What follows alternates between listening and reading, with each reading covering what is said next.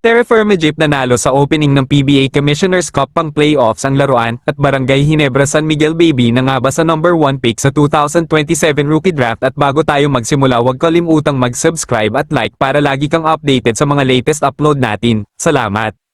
Terraform Egypt nakakuha kaagad ng unang panalo matapos talunin ang Titan Ultra sa opening game ng PBA New Conference na Commissioner's Cup. Naging maganda ang panimula ng Terraform Egypt ngayong season dahil sa pagkakuha ng unang panalo nila sa unang laro nila kalaban ng Titan Ultra. Umarangkada kaagad ang Terraform Egypt sa opening kanto ng laro para hawakan kaagad ang bentahe laban sa Titan Ultra. Pinangunahan ni Jerick Ahanmise at newly acquired na si Joseph Eriebo ang opensa ng Terraform Egypt para makuha ang panalo sa first game nila. Naging solid din ang debut game ng current number 1 overall pick na si Jeochu para sa Terraform Egypt at bumuo ng Twin Tower kasama ang kanilang import.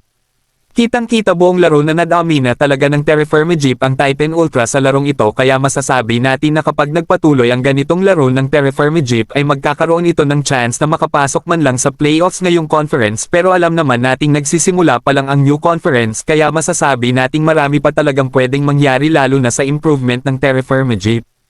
Kung kayo ang tatanungin mga ka-Lloyd Sports Zone, sa tingin nyo kayang makapasok ngayong conference ng Terraform Egypt sa playoffs? Comment na. Sa kaugnay na balita, Barangay Ginebra San Miguel hindi na nga ba makukuha ang first overall pick sa PBA Rookie Draft next year? Kung titingnan natin ang naging panimula ng PBA Commissioner's Cup, medyo alanganin na makuha pa ng Barangay Ginebra San Miguel ang first overall pick next season dahil mukhang maganda ang lalaruin at nilalaro ngayon ng Terraform Egypt na alam naman nating hawak ng Barangay Ginebra ang draft pick nito next season. Masyadong mabigat ang magiging draft pick next rookie draft, kaya kung titingnan natin ang magiging laro ng Terraform Egypt ngayong conference ay nakasalalay talaga sa kanila ang buhay ng Barangay Ginebra San Miguel para makuha ang first overall pick next season. Inaasahan na magpapadraft ang iba sa mga bigating name sa PBA next season, kaya alam natin na gustong-gusto talaga ng Barangay Ginebra San Miguel na makuha ang draft pick ng Terraform Egypt sa higher position para magkaroon ng pagkakataon na makakuha ng mga future star ng liga.